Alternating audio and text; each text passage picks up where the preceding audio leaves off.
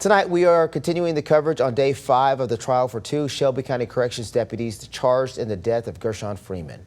A Davidson County correctional instructor took to the stand today, giving his analysis of the video and explaining what he thinks proper use of force should look like according to policy.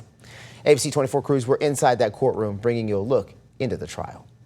Inside the Shelby County Justice Center continues the 5th day of the trial for 2 Shelby County Corrections officers charged in the death of Gershun Freeman. Freeman died after an altercation with correctional officers, including Steven Jones and Courtney Parham, inside 201 Poplar on October 5th, 2022. The video released in 2023 shows multiple correctional officers restraining Freeman on the ground. Davidson County Corrections instructor Paul Miller took the stand Wednesday and was asked to analyze the video of the altercations that reportedly led to Freeman's death, testifying that what he saw was unreasonable use of force. Their own policy prohibits strikes and kicks to move an inmate into submission, and it's also just not super effective.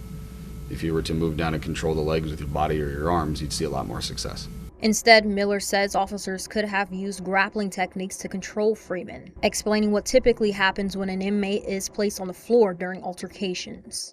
We typically wind up with inmates on the floor in an altercation. It's the safest place for us to put them to be able to effect putting restraints on them. Miller says keeping someone in a prone or face-down position for too long can make it difficult or impossible to breathe. Shelby County found it important enough to prohibit and talk about the risk of asphyxia when you put somebody prone and restrain them and put weight on their upper respiratory organs.